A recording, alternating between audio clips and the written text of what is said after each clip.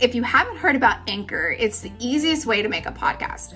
Let me tell you about it. It's free, which is amazing. And there are these really cool creation tools that allow you to record and edit your podcast right from your phone or your computer. Anchor will even distribute your podcast for you, so it's easy to be heard on Spotify, Apple Podcasts, anywhere you get podcasts. And you get to make money with no minimum listenership, which is really cool. It's everything you need to make a podcast all in one place. Download the free Anchor app or go to anchor.fm to get started right away. Yoga teachers, mindfulness leaders, and energy workers, are you ready to stop side hustling and start making an income doing what you love? Welcome to the Marketing Off the Mat podcast. Every Tuesday and Thursday, we'll dive into conversations with successful creatives in wellness, business, marketing, and more to uncover practical methods to take you from A to B and have some fun along the way. My name is Jessica Cross, and I'm so excited to be here with you. Let's dive in. Welcome back. It's Jess, and this is Marketing Off the Mat. I am so stoked to be sharing this episode that I had with my friend Maureen Cidzik. She is a life coach and a guide. She's an incredible human. She has had a wealth of experience in her lifetime, in her career as a marketer, and now as a life coach. We have a really fun, honest conversation about all things life and moving into a career that fulfills all the twists and turns that come along with that. She is the coach and founder of Muddy Lotus Coaching, and you are just going to love her. Let's take a listen. Well, hey there, Miss Maureen. How are you? Jessica Cross. Thanks for having me. It's so good to see your face. Likewise. Thank you so much for taking the time. Happy to be here. Yeah. So I'm not sure why I haven't gotten you on the podcast sooner, because I just love your energy and your story and all of the amazingness that you put out into the world energetically. And it's been such a pleasure to get to know you. And I was, why are you not on this podcast? Because everyone needs to get your message and your magic in their ears. So I'm just so glad that we were able to do this today. So thank you. Oh, thank you for that. Okay, well, since I already know you, the people listening in the room don't quite yet, and would love to hear a little bit about your journey and your story and all of the steps that you've taken on your path that led you here today. Okay, so I think we wanted to talk a little bit about career stuff, right? Because your people are folks who are in the wellness community or building their own wellness community. Some of them have a corporate background or some other way of earning money while they are doing these things on the side, looking to bring it to the forefront.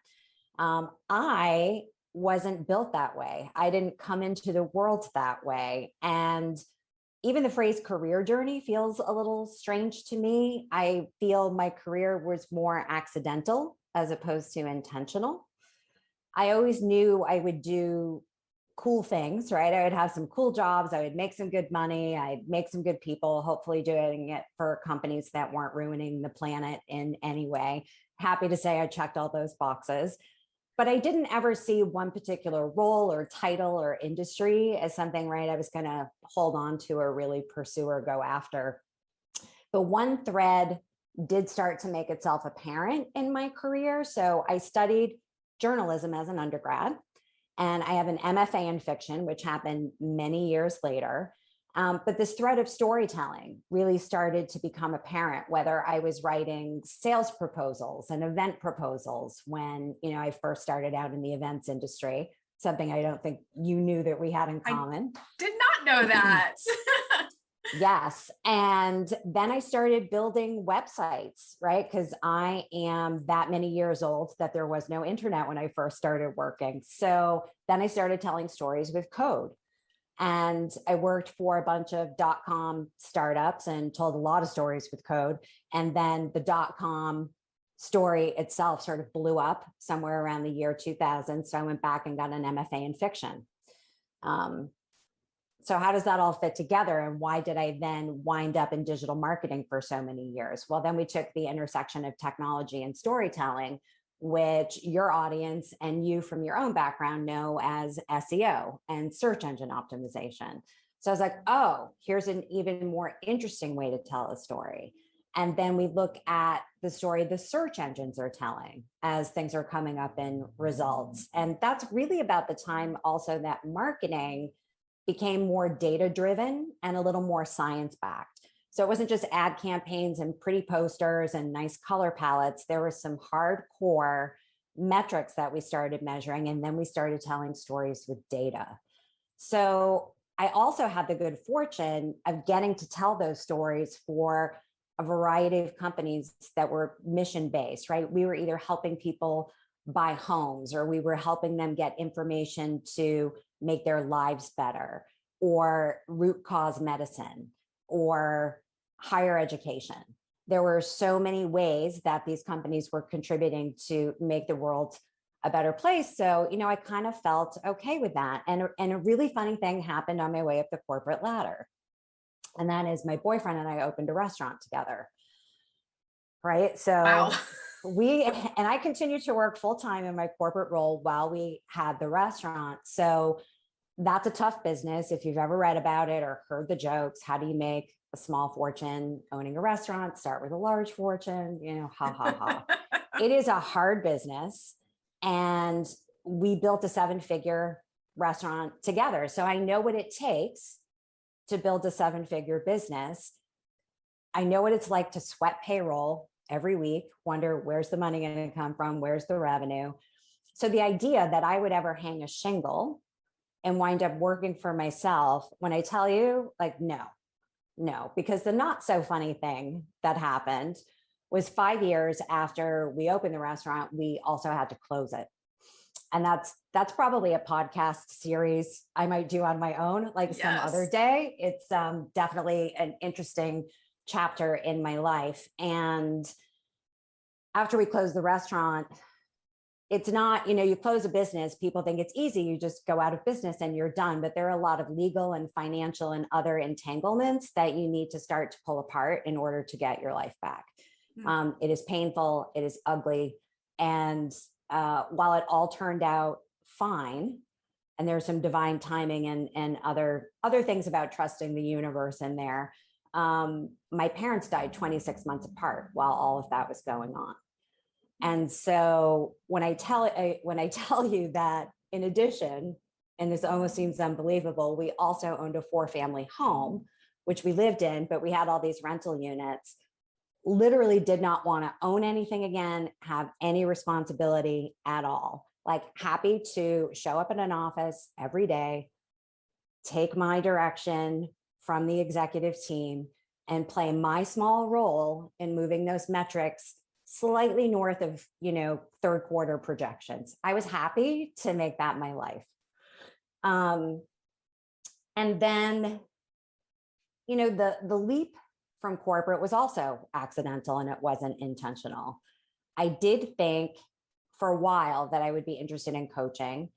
I didn't really want to go back to school and earn another degree, social work, psychology. It's like, okay, anybody really can just hang a shingle and call themselves a coach. And I think if you spend any time on Instagram or you're in personal development or personal growth circles, you see that. And it's something I've done informally with people for a number of years. And so I just turned 51. So I think 2019, when I was 49, 50's looming. And I'm thinking, all right, I can keep doing what I'm doing for a while. I can keep doing it for any logo that wants to hire me. What can I start doing on the side now that can be my third act, so that when I retire, if I want to continue generating income or contributing into the world in some way, like, what does that look like, what that's going to be? So I think this was like the beginning of summer. I formed my LLC and hired a young woman who was actually on my team at my former company to do my brand identity. So I was sort of like very slowly, I had my domain name, I created my LLC. But Jessica, you know what happens when you make a signal to the universe, right? Yep. And if the universe is like, oh, she's here, she's showing up, She's ready. She's going to step into that. 5 months after I started those steps, and also 5 months before the pandemic started, I was reorganized out of that job. Wow. So, right? Right. It's almost incredulous when you think about how that all came together. It's incredible. And I just love what you said is when we brighten our heart and we move in a direction that in the universe recognizes that and responds in kind. Mm-hmm. It's almost this little like shove, this little like hand on your back. You're like, yeah, we're ready. Let's go together. Exactly. Yeah. Exactly. And, at that point in my life, I was in a good position to say, well, okay, so here's what I'm going to do. I'm going to follow both paths for a period of time. I'm going to interview. I'm going to keep looking for the next opportunity. And I'm going to start pulling everything I need together for my coaching business, and whichever track gives me the most traction, like that's the one I'm going to follow. And then hello, 2020 and the novel coronavirus and the worldwide pandemic. So this is where, and this is not me like shaking my fist at the universe, like you somehow ruined my plans, right? But, I mentioned before, my boyfriend and I owned a restaurant together for 5 years that was in the fine dining category. And in late 2016, early 2017, he opened a cafe. So we are still in the hospitality industry at a time where what we do for a living is now, at the center of don't go to restaurants, everybody's shutting down, like what's going to happen? What are we going to do? We've never been in this position before. But the nice thing about not being in fine dining, right? So, again, when you think about sort of the divine timing and the way, if we had still been in fine dining, we would have been screwed. But we were in, fast casual, quick service, food that already traveled well. Like we were very blessed that we were already in a position. We didn't really have to pivot. We just needed to scale. And that's something that can happen in any business. And I think we learned a lot about that in terms of sustainability. And we also couldn't have made those pivots if I'd been working full time, right? So if that track that I had been following had led me to another full-time position, his business wouldn't have survived, or we would have had to make some other, really difficult decisions. So again, it was like, okay, woman, what are you going to do? Okay, woman. And that's how I talk to myself in my head, because I'm a grown ass woman. I'm like, okay, woman, what are you going to do? Right. It's all lining up here. What's going to happen? And I have a client roster, some people who've been working with me over the long term, and some new people who have come on board since then. But, did I ever think I really would hang that shingle and start building this business and have the visibility online? Absolutely. Absolutely not. So I don't know that everybody's story is intentional, right? You wound up quitting your job, one of my favorite podcast episodes, in a way that you didn't expect, right? It was sort of in your mind and part of your plan. And then one day the idea of taking a leap wasn't enough. Like you literally had to take that leap and put in your notice. Yeah. It doesn't quite go the way we plan. It never does. And it ever, I love what you said there. It's like, I think as humans need a plan to latch upon and feel like, okay, I have something in my hands. If something goes wrong, I'll do this. It's going to be okay. And the universe is like, okay, please set that down. And we're going to do the actual thing now. Yes.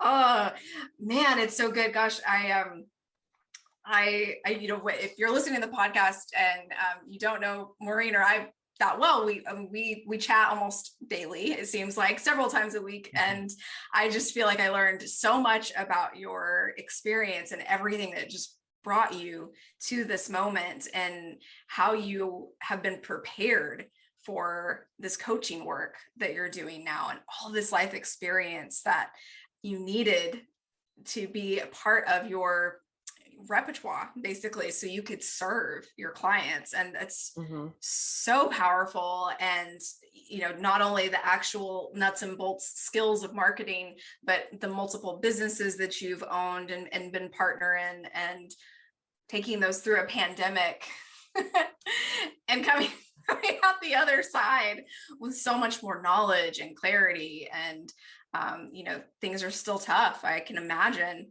but, you're getting through, you're traversing this incredibly tough path and coming out on the other side with so much more in order to give to your people, which is incredible. And I think, you're not able to do that as a human being, as a business owner, as an entrepreneur, if you haven't failed, right? Failure is not fatal. It's not fatal. Is it painful? Hell yes. Is it going to really make you take a good, hard look at your values, needs, and wants? Absolutely. But it's not fatal.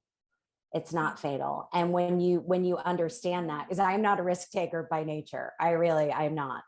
I'm chronically early for everything. I don't want to be late, like all of those things, right? So the idea that I took the risk on the initial restaurant, and it did end up in a place that, of course, we didn't want it to. And we did have to go through that pain. But then looking where we ended up now in the face of a pandemic, we would have that failure just would have been delayed by 5 years, and it wouldn't have been on our own terms. So it really, and sometimes it could take a good amount of time before that hindsight really comes into a good 2020 focus. But I mean, it is there when you can get out of your own way, to see that. Oh, isn't that the work to get out of your own way?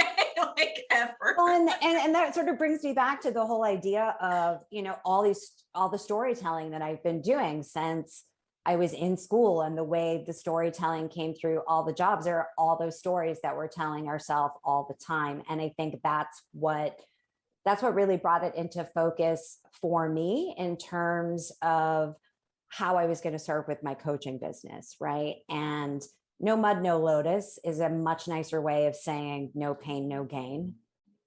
Yes. Right. Some people like to say no grit, no pearl, but no mud, no lotus, just really felt right to me. And, everybody likes a good before and after story. Everybody loves the transformation and the triumph. Nobody really wants to spend time in the middle where it's messy and bloody and painful and raw. And that is actually where the hard work of transformation happens. And when I was going through that period of my parents declining and dying, and we're losing the business and all the legal and financial things that we're untangling, and it was so hard, and nobody could go through it for me. Nobody could go through it with me. What I needed was somebody who could be with me while I was in it. And that doesn't always work when it's the people who are closest to you. So to be able to create sort of that compassionate observer, that person who's on your team, but not in your circle, right? And I was very lucky that I had those people in my life. And I went a route with energy healing and therapy and a little bit of coaching, and, just sort of had like this, called them my temple team, right? It's this being the temple. Ooh. I had this temple team that really sort of like helped me keep all the pieces together. And I was like, this, as hard as it was, as painful as it was, it really is why I have what I have today, spiritually, emotionally, cognitively, all of those things, even materially, to be honest. And so to be able to provide that same sort of safe space for other people is really why I decided to go all in on this, and why it's Muddy Lotus, right? Because I want to be, everybody's going to love you afterwards with your triumphant story, and people are going to be part of your before story, but the middle is where the magic happens. And that's really where I want to be. Oh, that's so powerful. Yeah, I love what you said about us as a culture glorifying the transformation and the, the before and after pictures or the before and after story and how that all kind of came about. But it's that the work in between is where the magic, the mud of the lotus makes all the difference. That's where the growth happens. It's the shedding of the skin. It's all of those uncomfortable, crazy moments where you're, spending time with somebody in a coaching setting that is impartial. They're just they're an active listener. They have their own experience and can hold space for you in this transformation. Just not like, your partner or your parent or your best friend. They all have their own ways, of course, but just having that clear lens of somebody who can hold space for that really messy stuff. Because it's yeah. So, I mean, even in the movies, right? When that part of the story is happening, it's a montage, right? And they put a song over it and the images go by like this. And it's like, no, that's what I want to see. That's what I want to see. That's so true. I had never considered that. That's such a great example, because it's almost it's more fun to put it to a cadence of music and throw a lovely filter over it while somebody's like sweating and gritting and like, getting through. I'm picturing Rocky right now. That's probably not what everybody's thinking if you're listening to this podcast, but I'm just picturing the Rocky montage. Yeah, exactly.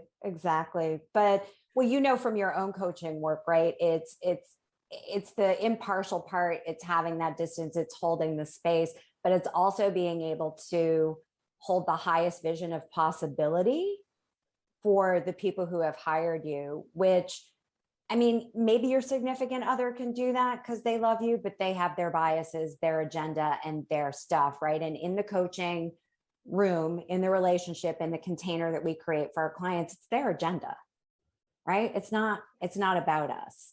And that, I think, is the most beautiful part of doing this work, or at least it is for me. That's so good. So you're all in. You're all in your coaching business?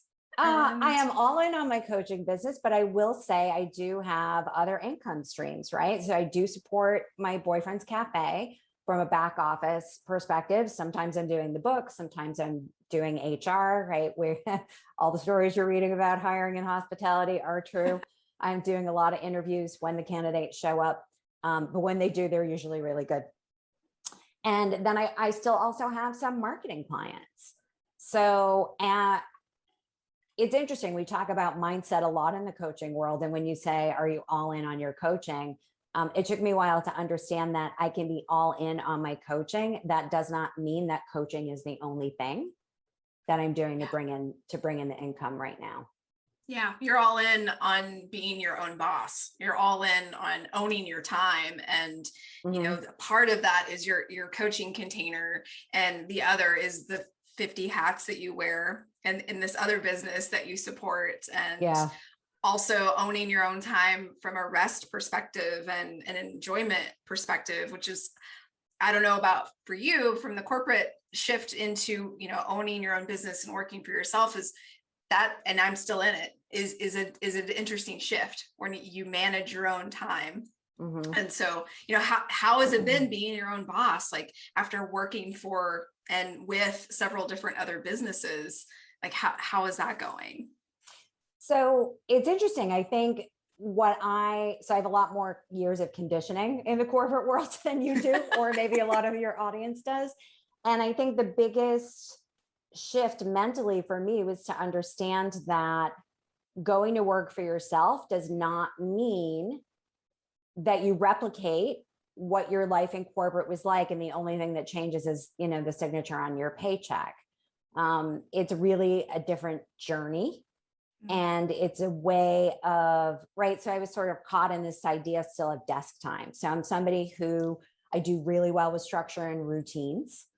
And it's like, okay, I'm going to continue to get up at the same time every day. And I'm going to go sit in my home office. And I had, like you, I first started working remotely in 2004. Wow. I moved from Boston to California for a couple of years, and I worked East Coast hours from the West Coast. Oh And then gosh. even when I moved back, I was based further up in New England. So I'm in New Hampshire and my offices were in Boston. So I would only go into the office once a week. So I had a good handle on doing things like making sure wherever you do your work, if you can, you have a door. So you can close that door at the end of the day and like make a physical boundary between you and your work. But I was still conditioned to think it still has to be so many hours in a day. And what does all in mean? All in means I should be putting 40 hours into this. And so there were days where I would just sit at my desk and spin my wheels and do inspo scrolling or doom scrolling, depending upon what the energy was that day. Right. And the next thing I know, 3 hours are gone, but damn it, Jessica, I sat at my desk, for 8 hours. So I must be all in. And that's just Good a for big, you. yeah. Yeah, exactly. Nobody's cheering for that. Nobody's cheering for the time I wasted sitting at that desk. So. That's so relatable. That's so related. And it's really crazy when we kind of pull apart that whole construct of time that has been, if you've ever worked for anybody, which most of the people listening have, and you and I both have, it's rooted in, the Industrial Revolution over 100 years ago, and how that translates to sitting at our desks and typing away for 8 hours. I'm not exactly sure, but we've never been able to really question it until we're in a different setting than, the traditional, 9 to 5. So I love that. I mean, I find myself doing the same thing where I'll sit at my desk. I'm like, okay, I'm here, Yeah, I'm doing it. I'm doing it. But doing what exactly is the question. So let me ask you this, because it's something I've been thinking about for a while in relation to people who are making that transition or deciding that they want to work for themselves in whatever capacity, whether they're doing bookkeeping or pet sitting or, whatever. When you made the leap, did you take the time to create an onboarding plan for yourself? Oh goodness, no. Right. No, I didn't either. So Yeah. why are we not onboarding ourselves into the companies that we're creating based on our personal core values, needs, and wants, how we want to be serving in the world? But what we do instead is take everything that we've learned from all the people who've paid us over the years, and we try to shove our business into this box that they've created, and it's not working. Oh man.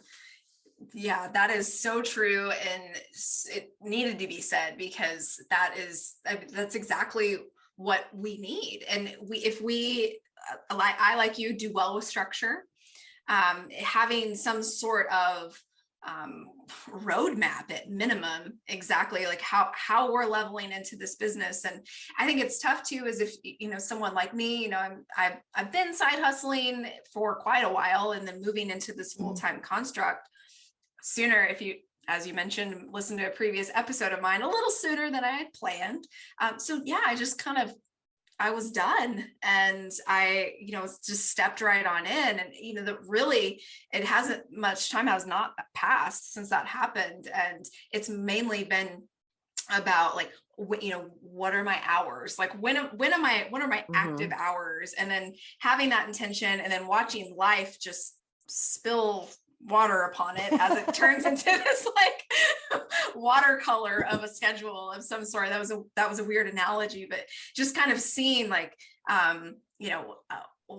what I would offer to other people that are starting their own businesses or stepping into working for themselves for full time. And that is such a perfect example, is like, onboard yourself, girl. Like, yeah. Do it. If you, at some point, whether it's when you reach 100K, 150K, 200K, whatever is right for whichever entrepreneur, you will need to hire someone. And maybe it's someone a little bit more than a VA. So when you're bringing that person on their team, you're going to be like, hey, VA, I expect you to sit at your desk for 40 hours a week. No, here's the work that needs to get done in service to these goals, which roll up to this vision that I have for my life and my role and my contribution to the world. And however we get it done, we get it done. Yes. That's so good. That's so good. Yeah. If you don't know where you're headed, you can't take anybody with you, be it a VA or a client. You've got to have a roadmap. Yeah. So we all should. And I say this as someone who did not do it myself, right? I say this, we should all be learning how to onboard ourselves. Yeah. Yeah. And as you said, it's almost the thing that we teach is the thing that we need the most, or we needed the most, or we for need ourselves. To learn. Well, I always used to say too, is when we talk about resistance. So when I think about my yoga practice in my 20s, it was all vinyasa, like no hatha for me. And I had a mentor say to me, then probably what you need to be doing is hatha. It's so true. It's so true. That on a big scale, the type of practice that also too, like to the pose, sometimes you hear it say the pose that you avoid the most is probably that's your practice. Warrior 3.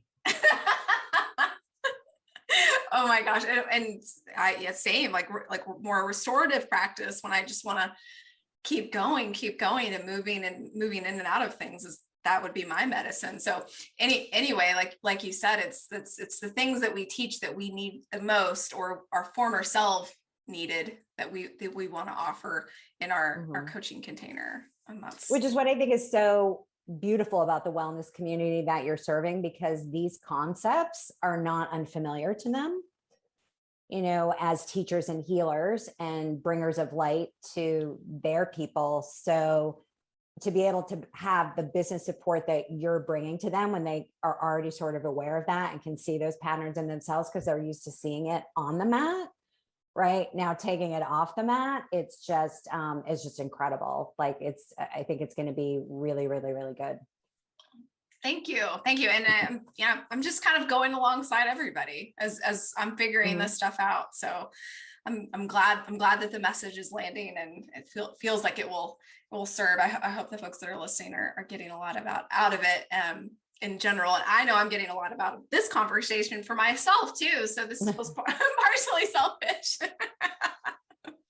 So, okay, you have so much experience in working in corporate for yourself, also managing your own time. You've got hospitality experience.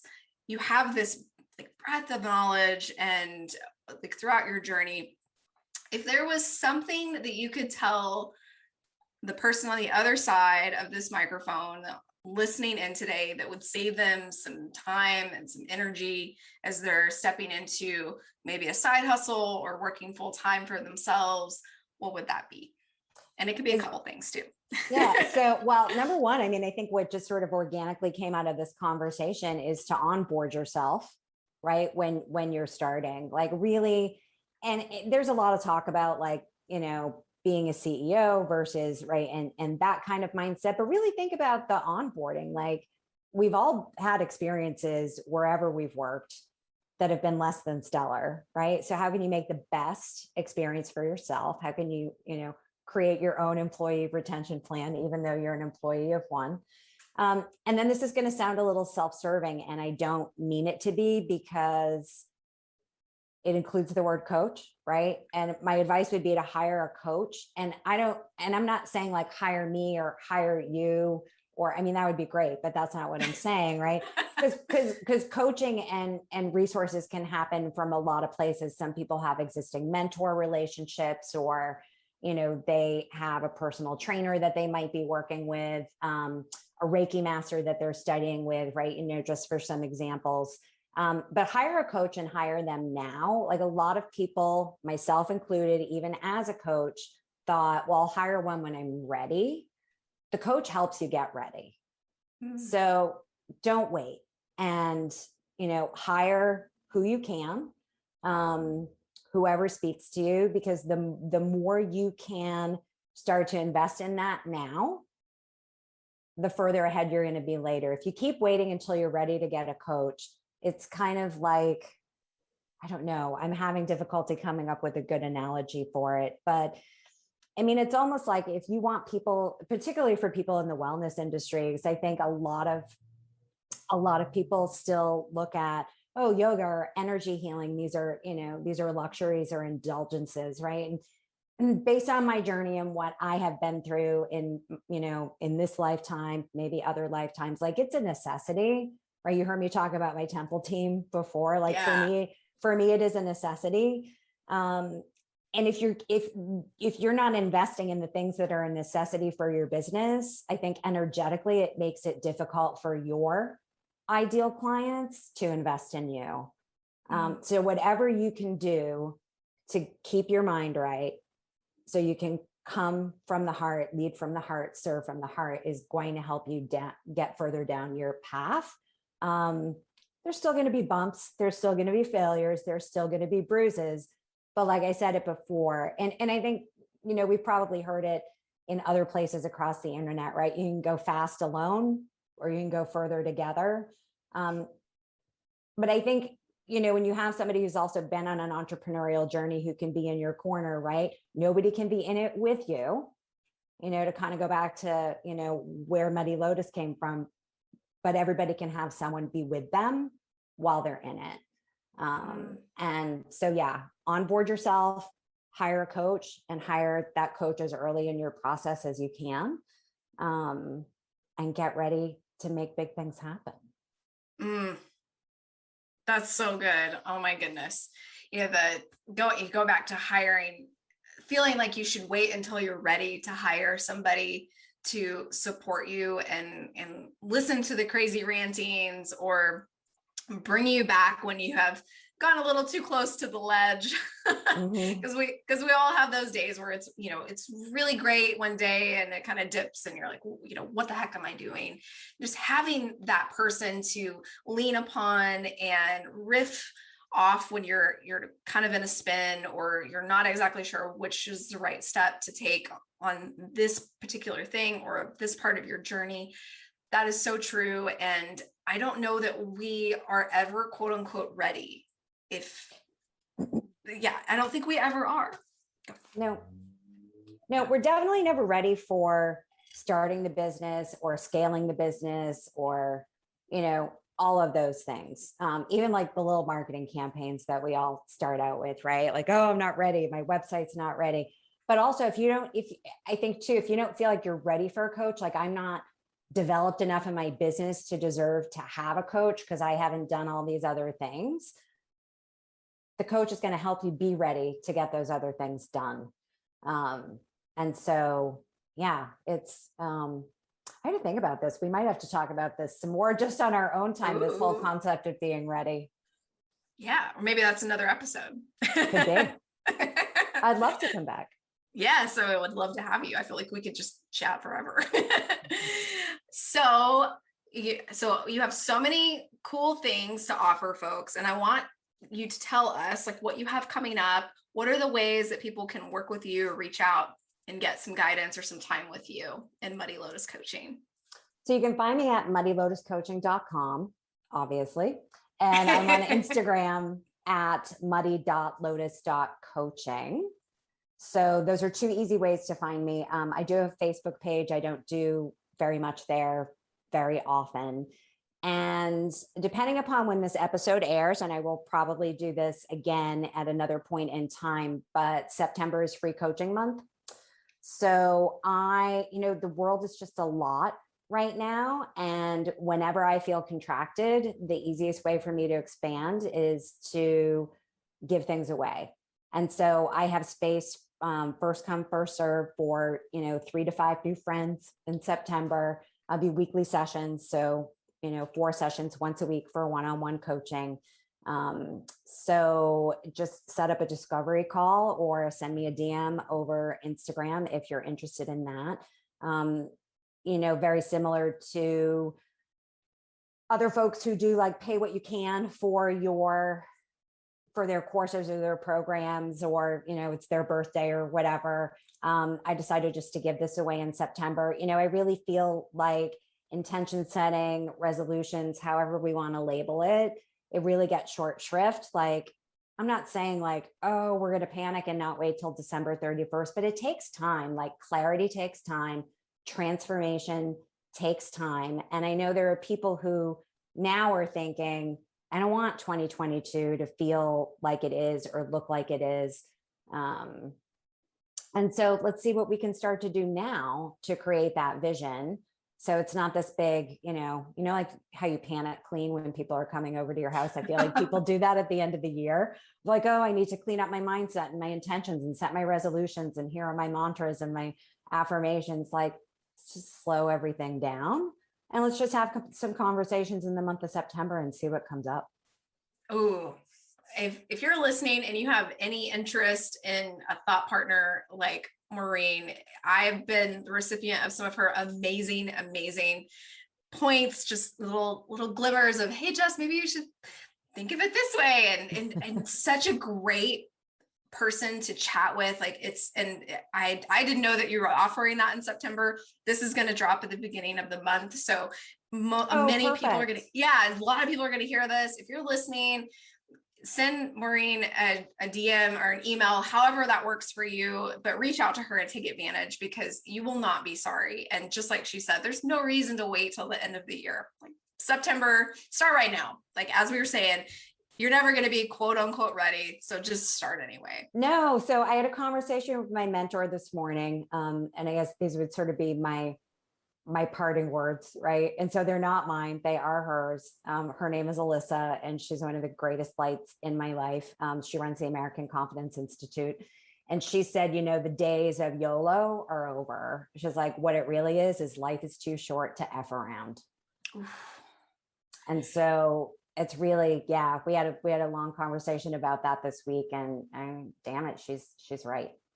Oh man, she is right. I'm going to second that one too. Those are really powerful words, and I'm feeling that myself. So yeah, thanks for sharing that with us, and thanks for all your amazing energy. And we'll put your links in the notes, and make sure people get to reach out and connect with you and your amazing self. And I'm just so grateful to have you here, and thank you so much for your time. Oh, well, thank you for having me and for creating this amazing platform for your amazing self, for your amazing community. We're amazing. We're amazing. All right. Thank you so much. Bye. That episode was so great. I hope you love Maureen just as much as I do. Be sure to take her up on those free coaching calls. Oh my goodness. Reach out to her at Muddy Lotus Coaching on Instagram, or drop her an email. The links are in the show notes. She is a gem, and she offers me all types of amazing advice all the time. I can only imagine what it's like to work with her on a regular basis. So take her up on that free coaching month. I hope that you got a lot out of this episode, just like I did. We'll talk soon. Thanks for listening to the Marketing Off the Mat podcast. I love hanging with you as we figure this thing out together. Do you have an idea or something to share with me? Send me a DM on Instagram at jessicacross.co and let me know what's on your mind. I'd be so grateful if you shared this with someone who could use this episode. And if you get a chance, please rate, review, and subscribe on Apple Podcasts, Spotify, or wherever you get your podcasts. Catch you on the next episode. See ya.